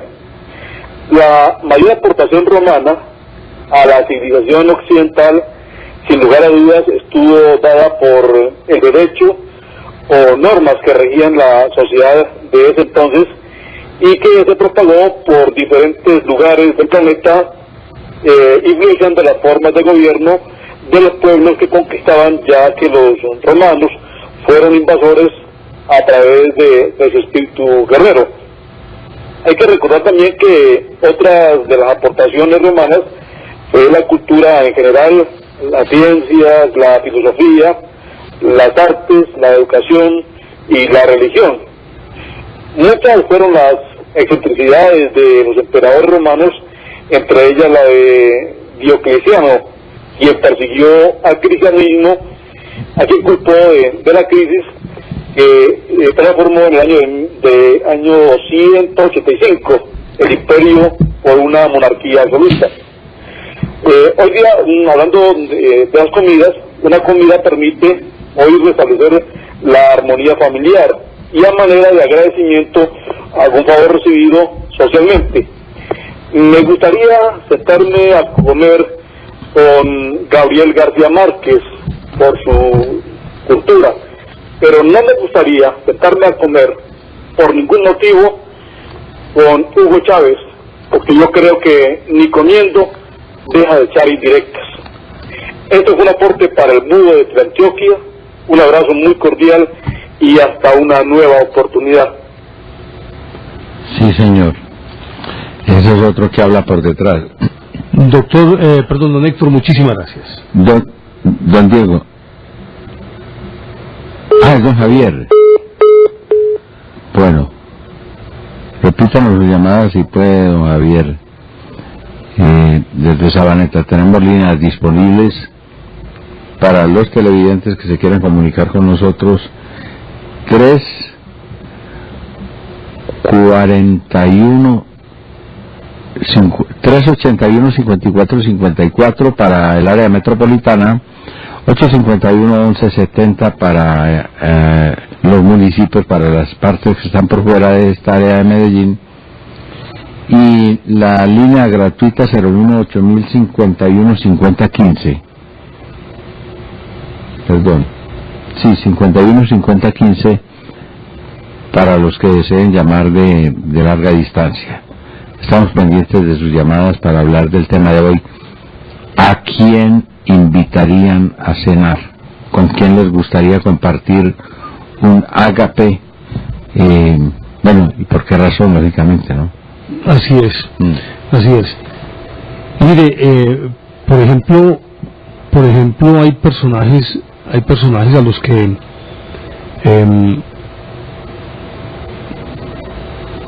construyeron muchas de las grandes obras en la historia de la humanidad alrededor de la comida. Por ejemplo, se dice que Marx y Engels, cuando se juntaron pues para escribir en principio el Manifiesto Comunista y luego el Capital, que aunque todo el mundo se lo atribuye a Marx, parece que gran parte de todo ese proyecto lo hizo fue Engels, pero siempre era en la mesa y alrededor de la comida. Hay otro valor. Sí, señor. Don Norberto desde Jardín, bienvenido. Buenos días, muchas gracias, Juan Manuel. Un saludo a nuestro Armando Alzate. Gracias, señor. Me gustaría sentarme a la mesa a comer con un escritor colombiano, hace poco, con Germán Espinosa. Ah, sí, señor. Excelente. Excelente por su lengua, pues por su forma de tejer las historias y manejar y contar un poquito la historia de una forma novelada. Y acuérdese que él tiene una novela que se dice pues que es la mejor novela que hay, así pues en cuanto a estilo se refiere. La tejedora de coronas. La tejedora de coronas, no, eso es una maravilla. Y me gustaría comer a la mesa con su protagonista, con Genoveva Alcocer. Sentarse con su protagonista. De hecho lo dice, y me gustaría sentarme a comer con una mujer en la historia de Medellín, que hizo historia de Medellín, que es Maruja Mosquera Hoyos. No sé si de pronto es poco conocida. Ella dice que ayudó a hacer a Medellín y murió en Jardín hace unos 3 años. Y ella, una de las descendientes del general Tomás Cipriano. Sí, y de Monseñor Hoyos. Ella, y de los Lozano, ella fue alcaldesa del municipio de Urrao, fundó Seguros de Lima, fundó el Departamento Comercial de Cervecería Unión y trabajó al lado de la gerencia Fabricato. Fue una mujer maravillosa, que de hecho comí con ella. Me encantaría volver a sentarme a conversar con ella, que me cuente esas historias del viejo Medellín. Y no me gustaría comer, ni nunca lo haría, hablando de la historia, con Hernán Cortés. Ay, María. Con el Lambón, hombre, que no, ¿Qué podría uno hablar con él que no fuera de muerte? Ni con Sebastián de Belalcázar. ¿Qué tal López de Aguirre? No, y ojalá uno sentarse con una de la Gaitana. Por Dios, qué bueno sentarse uno a conversar con la Gaitana. Esa era muy brava, yo tal vez ahí no me la apuntaría. Muchas gracias, y los invitamos al municipio de Jardín. Qué bonito, hombre, qué belleza. Sí, eso es mucho. Soy coordinador de turismo y cultura del municipio. Nos encanta. No, pues hombre, entonces anóteme ahí. Claro que sí, por acá los invitamos para que nos sentamos a comer y a conversar. Bueno, señor, muy amable. Gracias. Muchísimas gracias. ¿Quién más tenemos ahí? Don Alfredo Es don Alfredo, sí, nos está llamando desde el centro. Alfredo Briceño. Hola, don Alfredo, ¿cómo le va? Hombre, me estoy convirtiendo como muy asiduo del programa de ustedes, ¿yo? Pues, hombre... hombre, sí me encanta poder hablar con ustedes y como yo duerme más un murciélago que yo. Con el problema que les explicaba a ustedes que con la viajadera se me perdieron los tiempos. Mejor dicho, para mí a esta hora son las 2:30 de la tarde, ¿cómo la ves? Entonces, pero dígame, don Alfredo, se quedó ahí pues, porque ya tiene más de 2 o 3 meses de estar aquí. No, es que yo regresé, volví para allá y otra vez ya. Pero ya aquí ya me quedo por allá hasta febrero, con el favor de Dios. Ojalá que entonces de aquí a febrero pueda... ¿Cómo, perdón? Ojalá que de aquí a febrero se pueda acomodar. No, es que ya le tomé el gusto a la trasnochadera. Sí. Ya prácticamente estoy como acostumbradito, pero no, que me encanta el tema que ustedes pusieron. Y me llamó la atención de que ustedes hablaban de la cuestión de lo de comer los huevos crudos, que creo que decía era don Juan Manuel, ¿sí? La salmonela que produce... Eso es peligroso. Y otra cosa muy peligrosísima, que es una costumbre que tienen algunas personas en la costa, y eso se ve mucho sobre todo en la China, que les gusta comer los crustáceos, los mariscos, el pescado crudo. Sí, señor. Resulta que hay un ¿cómo se llama? Un parásito que lo produce ¿cómo se llama? Un parásito. Es un piojo. No, uno que llama el Paragónicus. No sé si ustedes lo han oído nombrar. No. Es un parásito que ataca a los caracoles de agua dulce. Ah, sí, señor, eso produce una enfermedad gravísima. Sí, porque es que a los caracoles se los comen los crustáceos, o los pescados, o los mariscos. Y si ese crustáceo o eso es consumido crudo, ese parásito entra a los pulmones, donde con el tiempo se manifiestan unas manchitas negras que mucha gente piensa que es algo de cáncer o residuos de ¿cómo se llama? De nicotina. ¿Ah? De nicotina. Sí, y resulta que no, que viene a hacer eso. Y la gente tose, y uno piensa este tipo de volvió autístico. Y resulta que no es eso. Otra cosa que les quería colaborar, yo les había colocado a usted una tarea que días que era que averiguaran qué era la hipertricosis, ¿sí recuerdan? Hipertricosis. Pues lo que pasa es que se nos fue el tiempo conversando con usted, don Alfredo. No anotarlo. Pero yo lo que le dije al final fue que yo no sufría de eso. Sí. Don Alfredo, le vamos a pedir permiso porque tenemos una llamada de Bogotá y le damos privación. No, pero vea, no se vaya ¿no? Para que termine, sí. Bueno. Para atender a nuestro oyente de Bogotá, don Guillermo. Sí, señor. Don Guillermo. Señor. ¿Cómo está usted? Bienvenido. Buenos días, ¿cómo están? Muy bien, señor. ¿Qué tal? Me alegra oírlos. Bueno, discúlpenme que comience un poquito perdido. Oiga, porque... ¿a quién le daría miedo de comer con usted? ¿Por qué? No, porque es que la pregunta es, ¿con quién le gustaría a usted cenar? Y yo le pregunto, ¿a quién le daría mucho miedo de comer con usted? Uy, bueno, entonces yo tengo que ir la respuesta para saber cómo sería la cosa. No, pues mucha gente, ¿no? Por ejemplo, el presidente de un banco, pues no le arrima. No creo. No. Sarmiento Angulo no se apuntaría a comer con él. Se le daña el plato, hombre. Sí. Discúlpenme que les cambie un poquitico de tema, muchas gracias, pero es que les cuento por las que estoy pasando, que creo que no soy el único. Definitivamente quienes tenemos suscripción por Telmex, no podemos ver Teleantioquia ahora. Lo excluyeron definitivamente. Entonces yo hoy ingresé por internet y estuve viéndolos hasta hace como un cuarto de hora cuando hablaban de el sirope, la comida turca, algo así. Y entonces en ese momento en internet, en Teleantioquia, presentaron y están presentando el noticiero que presentó originalmente Marcela Baena. En este momento yo estoy viendo un noticiero que habla de Comisión busca identificar NN hallados en Antioquia. Ah, ya está. Es decir, bien. ustedes estaban los dos en imagen y de pronto desaparecieron súbitamente, entonces yo quedé viendo y espero que perdí la idea y por eso estoy un poquito como desubicado. Ah, claro.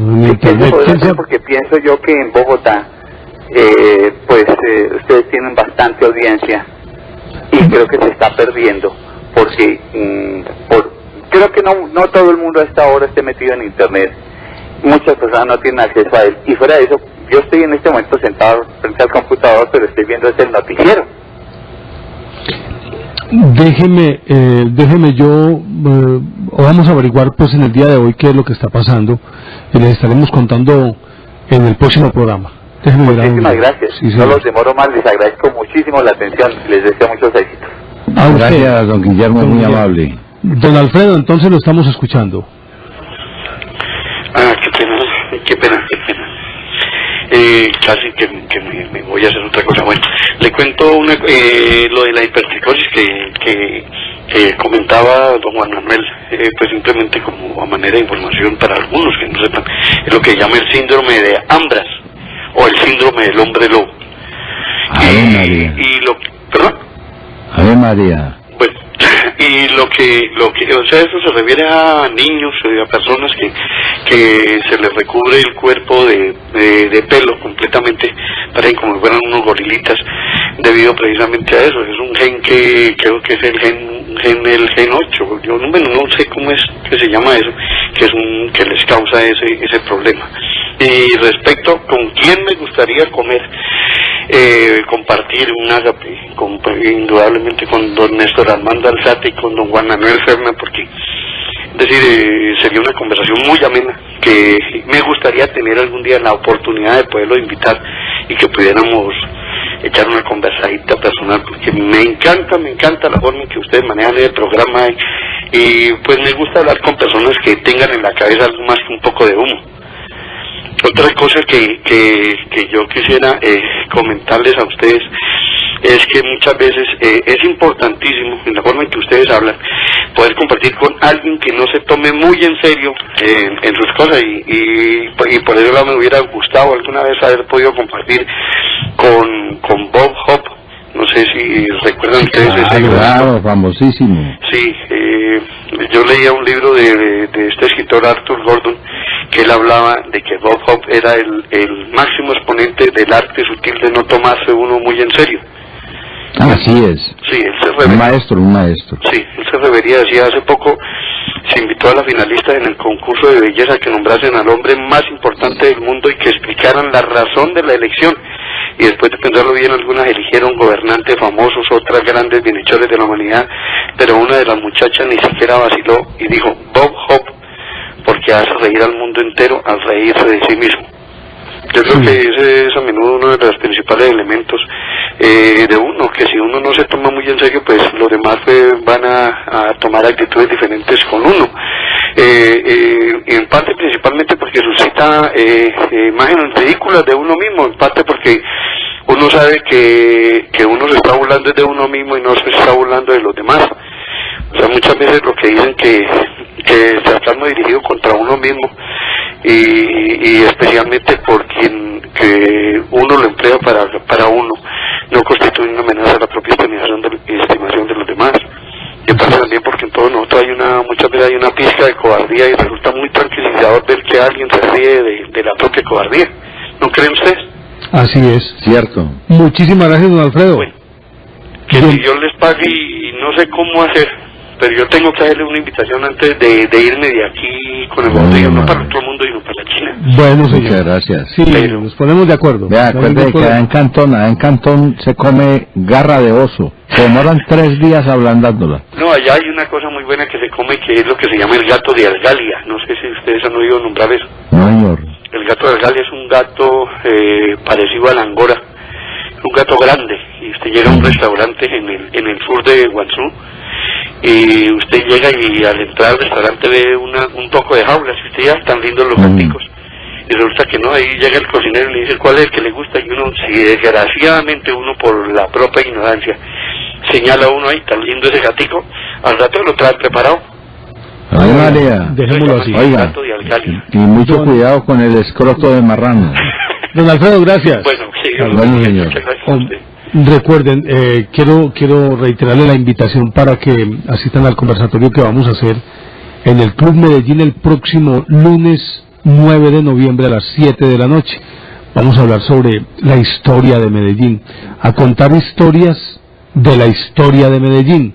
y están cordialmente invitados, puede ir cualquiera, la entrada es gratuita, así que los espero para que nos peguemos una conversadita bien deliciosa en el Club Medellín el próximo lunes 9 de noviembre, este próximo lunes a las 7 de la noche. Y vamos a estar enfrentados, porque yo a esa hora estoy en las Olimpiadas del Saber.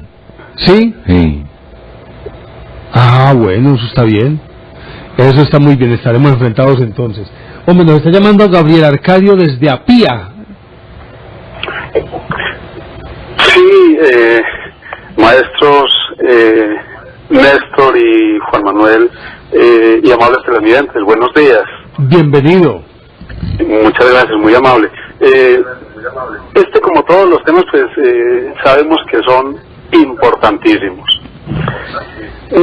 A ver, ¿con quién me gustaría comer? Con el maestro Luis Carlos González. Qué bonito. Muy conocido por esta zona occidental sobre todo. Autor nada más ni nada menos que de La Ruana, ¿no? De La Ruana, ¿no? Que le ha dado la vuelta al mundo. El poeta de La Ruana, el poeta de la raza, pereirano, nació y murió en Pereira. Bueno, y no me gustaría, por ejemplo, con Atila. Así yo creo que podrían hablar con él. Ese era muy perezoso, hombre. Terrible, terrible. Sí, sí. Maestros, en el caso del inicio, por ejemplo, de las comidas, lo que ustedes hablaban ahora, pues tan importante, debemos recordar una cosita que fue tan fundamental para la humanidad como el descubrimiento del fuego. Sí. Recordemos que cuando se descubrió el fuego hace más o menos unos 500.000 años, alrededor del fuego, los humanos, pues, ellos hicieron muchas cosas. Por ejemplo, pudieron comer la comida ya cocida. Claro.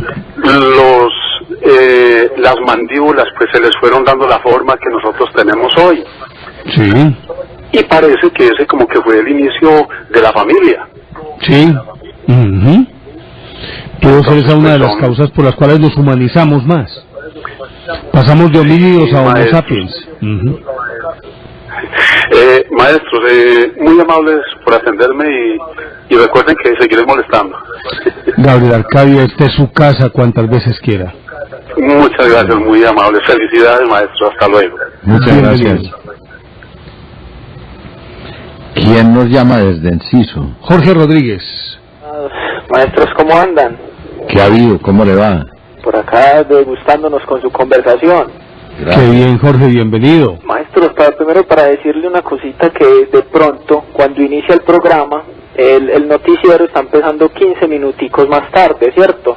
Entonces sería bueno como para nosotros los televidentes que nos empaparan un poquito de qué tema van a tratar en la noche, porque nos cogen un poquito desubicados. Respecto al tema, yo pienso que sería muy satisfactorio y muy bueno de pronto cenar o hablar con este señor Dante Alighieri. Sería un ¿cómo diría yo? Una visión muy digamos, muy marcada de la trascendentalidad que tuvo frente a todo lo que era el tema de la iglesia y frente a cómo estructuró como ese punto de vista en cuanto a ese tipo de concepto del infierno. Y también con este señor, antiguamente Gregorio el Póntico, este señor que fue el creador, pues, del que se tiene noticia de los 7 pecados capitales, cómo sería de pronto esa visión, digámoslo, tan creativa de ese momento para uno crear este tipo de cosas. ¿Con quién no me gustaría degustar o participar un rato? Yo creo que, digámoslo así, esté donde esté con este señor el Mono Jojoy. Sería desastroso recibir cualquier tipo, digamos, de momento con este tipo. Muchísimas gracias, muchas felicitaciones por el programa y aquí estaremos. Jorge, a usted muchísimas gracias. Muy amable. Y bienvenido siempre. Saludemos a Mauricio Alzate, nos está llamando desde Enciso. Mauricio. Desde Don Matías. Perdón, desde Don Matías. Desde Don Matías, sí, señor. Mauricio. Sí, buenos días, ¿cómo les va? Bienvenido. Adelante, Mauricio. Bueno, saludándolos nuevamente desde aquí, don Matías, viendo el programa tan agradable, tan ameno que tienen hoy. Yo pienso que hay dos personajes grandes que me gustaría sentarme a comer con ellos. Con Kafka, aunque sería una comida demasiado enredada, demasiado compleja, hablándonos del proceso o creyéndose un escarabajo, bueno, cualquier cosa compleja, pero sería muy agradable. Y con Da Vinci que creó ese código de buen comportamiento en la mesa, que decía que no se le puede pegar al sirviente a no ser que sea en defensa propia, por ejemplo. Sería muy agradable. No quisiera nunca sentarme a comer con Cleopatra, por ejemplo. Dicen que tenía un aliento perverso. Un golpe de ala, era bárbaro. Sí, un golpe de ala bárbaro, entonces no sería muy agradable. Sí, señor. Así es. Muchísimas gracias. Bueno, pues, que muy interesante, Mauricio, muy amable. Gracias. ¿Quién es Rubén Pérez, don César? Edwin Pérez. Ah, Edwin Pérez, ¿cómo está? De Belén. ¿Qué tal? Bien, ¿cómo están? Bien, muchas gracias, bienvenido. Me alegra escucharlo, y volverlo a ver por ahí. Hacía días que no lo veía, que no estaba como muy trasnochador. Ajá. Pero ahí se me tiraron en otra nochecita. Anoche sí. En otra. ¿Por qué tiene que madrugar a trabajar o qué? No, pero de todas maneras uno siempre la dormidita le hace falta.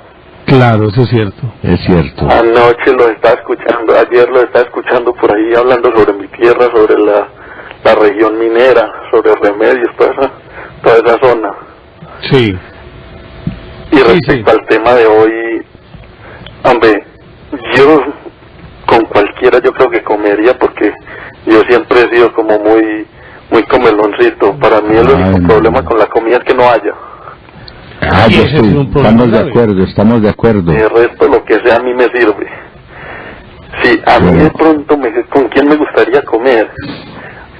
Me gustaría comer con cualquiera de los hombres que crearon nuestra cultura, de esos arrieros, de esos campesinos que crearon nuestra cultura antioqueña y en sí colombiana, la gente que formó estas tierras, que hizo todas estas tierras. A mí me parecería encantador comer con esa gente. Claro. Estamos de acuerdo. Claro. Compartir ahí el bizcocho de arriero. Ah, qué dicha. O compartir el bizcocho por ahí con esa mujer tan hermosa que fue, ¿cómo era que se llamaba, hombre? Esa mujer tan linda, hombre, que le sirvió de inspiración a un poeta nuestro, hombre. Bueno, de todas maneras. O llamar para caballero, la marquesa de Yolombó, cualquier. No, pero esta era una mujer muy linda. A mí me hubiera gustado compartir el bizcocho con ella. Ay, hombre, no digas esas cosas a esta hora. Pero es que el bizcocho de arriero... Ah, por eso, que de pronto le hace adelante eso es muy sabroso, hombre, con maíz capio. Y arrancar para la nevera, o cualquier... Sí. Es que bizcocho de teja, yo no sé qué otra cosa. Ese era el mejor. Eso, sí. Eso era lo más espectacular que había. Y yo no me sentaría a comer con Hitler, hombre, a mí me parecería como muy incómoda la situación, uno entonces a comer con Hitler, ¿cómo sería la miradita de ese hombre? No, pues... Con él no comía sino Eva Braun. Sí, esa era más y el pastor alemán que tenía ahí al pie. Sí. Así es. Hombre, muy buenas noches. Y esos temas, hombre, hacía días estaba por preguntarles, pero se me olvida siempre que llamo y hablo con ustedes sobre bibliografía, de dónde encuentro. Yo estoy desde hace días con ganas de saber qué historias llegaban a contar los marineros, los primeros que vinieron a América y descubrir toda esta tierra con la cantidad de especies nuevas, de ver otro mundo, ver todo esto. ¿Qué narraban ellos? ¿Qué llegaban a narrar a España y todo eso? ¿Dónde encuentra uno? El más mentiroso fue Cristóbal Colón. Sí, ese es el más mentiroso de todos. El más mentiroso, ese llegó con una nariz larga ya. Mejorando lo presente, claro está, ¿no? La cosa conmigo, pues. Sí, señor. No, pero Edwin, trate de buscarse las crónicas de Antonio Pigafetta. Pigafetta. Sí, P con P. Sí. con P de Pepe. Sí. Piga de gato. Pigafetta, Antonio Pigafetta. Bueno, muchas gracias. Él hace una descripción maravillosa de lo que fueron encontrando en todo ese periplo que ellos hicieron para retornar pues al viejo mundo después de darle la vuelta al planeta. Sí. Y él sobrevivió, fue uno de los sobrevivientes. Bueno, Se alcanzó a escribir una crónica deliciosa. Bueno, muchísimas gracias. Que estén muy bien y le dejo ahí para que más gente comunique. Que estén muy bien. ¿Va a dejarla de vuelta? Sí, voy a dejar la propina. Bueno, listo, hágale pues. La ñapa. Ok, listo. Hasta luego. Don Eliodoro en Barranquilla. Hombre, don Eliodoro, qué placer. Don Eliodoro. Aló. Sí. Bienvenido, don Eliodoro. Gracias, Néstor Armando. Buenas noches. Hombre, afortunadamente se me adelantó alguien en lo de la hipertricosis, pero entonces, ya que me hicieron el comentario, pues voy a alargarle un poquito la descripción de esta hipertricosis. La tricosis es del griego pelo. Sí, es un desarrollo exagerado del pelo de la cabellera, también conocido como hirsutismo. De acuerdo al tiempo que se presente o la localización, hay petar, que es la presencia algo pues del pelo de los petos, pero ese es un fenómeno que por lo general está asociado con otras alteraciones, especialmente con la espina bífida. Hay general y parcial, por ejemplo, o general universal cuando se presenta en el pelo de todo el cuerpo, y parcial cuando aparece en la parte donde generalmente no hay pelo. Hay otro que se llama signo de Halban o gravídica. Durante la gestación de la mujer le aparece pelo, cabello. Y otro que es muy frecuente a veces también es el llamado cola de fauno, porque aparece en la región sacra. A mí me gustaría, a diferencia del señor Rodríguez, comer con Chávez, porque así sí podría comer mientras él repite toda esa cantidad de sandeces que no vale la pena escuchar. En cambio, con Albert Einstein, hablando y preguntándole acerca del tiempo y del espacio, ni comería él, ni comería yo. Eso es verdad. La última vez que hablamos, se me quedó acerca de Mahoma lo más importante. Es que el muchacho que habló, el señor, perdón, que habló, dijo que tenían fama de violadores, algo así, ¿o no? Lo que ocurre es que, como comenté al principio, de todas las 9 esposas y 11 concubinas que tuvo, todas eran mayores, bastante mayores que él, a excepción de la última, que era la hija de Abu Bakr, que se la prometió desde que la niña nació, y la hizo su esposa cuando tenía 9 años. Ese es el problema. Ave María. De Jadisha, ¿no? Aparte de Jadisha, ¿no? Era la hija de Abu Bakr, a uno de los sucesores antes de que Ali empezara todavía a sonar como sucesor de él. Sí. Sí. Entonces, mire, Abu Bakr le dijo, hombre, pero ¿cómo se le ocurre si la niña tiene 9 años apenas? Le dijo, no, si es que yo estoy enamorado de ella desde que tenía 6 años. Y con la que tenía Mahoma lo obligó a que le entregara la niña a los 9 años. Eso forma parte de esa fama que tomaron los musulmanes. Yo conozco aquí musulmanes que son todos excelentes personas, muy serios, muy honestos y muy espirituales. Es más, el Corán, con todo el respeto que me merecen los libros sagrados, pero vamos a usar la expresión bonita. A mí me gusta más como un libro bonito, para no decir sacro, incluso que la misma Biblia. Qué belleza de libro. Porque es que ese es un libro de cantos nada más, de pura alabanza a Dios. Sí. Exacto. O sea, si nos podemos compararlo con la Biblia resulta extremadamente violenta al lado del Corán. Sí, señor, tiene mucha cosa, María. Sí. Bueno, fue un placer, como siempre. Don Eliodoro, muchísimas gracias. Don Eliodoro, muy amable. Felicidades. Hasta luego. Muchísimas gracias. Nuestra última llamada, Edwin Torres desde el 12 de octubre. Sí, buenas noches a los profesores y a todos los televidentes del Búho. Bienvenido. Sí, a ver, cuanto al tema de hoy, pues no es que me gustaría haber estado en varias cenas. Me hubiera gustado haber estado en la última cena. Me hubiera gustado estar en una cena con Bolívar. me hubiera gustado estar en una cena con Marco Fiel Suárez. Sí. Y me hubiera gustado estar en la primer comida que hizo Cristóbal Colón aquí con los primeros marranos. Bueno, ¿con quién no me gustaría? Pues hombre, sí, pues obviamente con ese presidente de Venezuela, Chávez. No me gustaría, pues me parece un hombre muy fastidioso. Y una comida que ojalá la pudiera tener, que me gustaría mucho, era con ustedes, tenerla aquí en mi casa, tomar unos aguardientes, hacer una comida aquí tradicional y de partir siquiera un rato, bien ameno, bien bueno. Pero eso no es imposible, hombre. Ah, sí, no, pues ojalá se pudiera. Si Dios quiere, el lunes voy a ver si estoy allá en el Club Medellín, a ver si los conozco personalmente. ¿Verdad? ¿Por dónde es que queda el Club Medellín? Eso es Colombia con Girardot. Juanito Girardot. Ya. No. Bueno, pero los profesores, este buen aporte para el día de hoy. Un saludo muy especial a todos ustedes. A usted muchísimas gracias, hombre Don Edwin. Sí, entonces les recuerdo la invitación para que asistan al conversatorio el próximo lunes 9 a las 7 de la noche en el Club Medellín. Hablaremos sobre la historia de Medellín. ¿Y Juan va a estar en las Olimpiadas? Va a estar en las Olimpiadas del Saber, señor. Estoy jurado a... Bueno, llegamos al final, Juan. Su conclusión, por favor.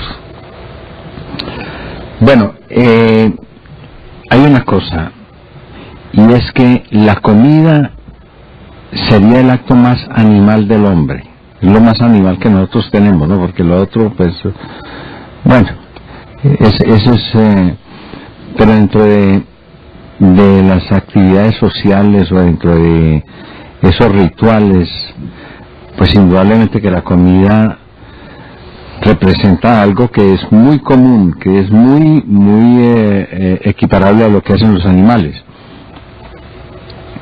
Sin embargo, el hombre se ha dado todas las mañas y todas las precauciones y preocupaciones por volver la comida verdaderamente un acto ritual que tiene muchas cosas, ¿no? Eso, digamos, una comida de esas de llamadas de gala, pues una comida de esas preparadas, ¿no? De verdadero ágape o banquete. A mí María sí tiene cosas, hombre, por Dios, ¿no? Y además hay que guardar un ritual, hay que mantener cierto ritmo, masticar al ritmo que mastican todos los demás, eso tiene su cuento, ¿no? Yo por eso yo prefiero comer con mis amigos, hombre. A mí no me gustan esas comidas para ir extrañas donde uno ve gente que se mantiene preocupado a ver si uno se puso la servilleta en el cuello o se la colgó para ir de cualquier parte. Eso a mí no me gusta, me parece que no es el caso. Pero de todas maneras, la comida sí, indudablemente que es un enorme lubricante social y ayuda a que la gente se cohesione y comparta muchas cosas. Mientras usted decía eso, yo pensaba aquí que no me gustaría cenar.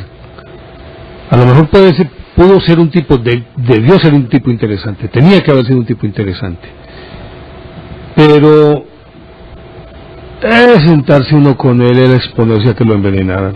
Alejandro VI, el Papa Alejandro VI, con su Lucrecia Borgia al lado. Pero definitivamente con quien sí me gustaría sentarme y tener una tenida que llaman, después de una buena comida, sería con Oscar Wilde. Con Oscar Wilde. Señor, estoy de acuerdo. O con Agatha Christie, por ejemplo, ¿no? Claro. A mí me gustaría Agatha Christie para que me hable de venenos, que es que tengo unos tipos en lista para ensayar unos venenitos con ellos, a ver qué pasa. Pero termino diciéndole, Juan, también, que aparte de esas dos preferencias, pues, yo le doy gracias a Dios por tener la posibilidad de compartir una buena comida con un buen amigo. Yo creo que no hay una manifestación de afecto más grande, ni de respeto, ni de cariño hacia alguien, que una invitación a comer. Invitar a comer a alguien me parece una enorme responsabilidad, pero además una feliz oportunidad para reverdecer la amistad, para ratificar la amistad, para solidificar el nexo afectivo con el otro. De acuerdo, yo estoy completamente de acuerdo. Así pues que compartamos un poquito más, y yo creo que compartiendo un poquito más podríamos tener una sociedad más justa. Yo creo que sí. Correcto. Llegamos al final de nuestro programa y también de nuestro ciclo semanal. A ustedes muchísimas gracias por la compañía. No se vayan porque ya viene el noticiero de la Deutsche Welle. Nosotros retornaremos el próximo domingo. Gracias por esta preferencia de ustedes que ha hecho de este Teleantioquia el canal público más visto en Colombia según los últimos estudios generales de medios. Y afortunadamente, yo creo que nos une algo, y es que todos, ustedes los televidentes y nosotros los que trabajamos aquí, sentimos pasión por lo nuestro. Feliz fin de semana.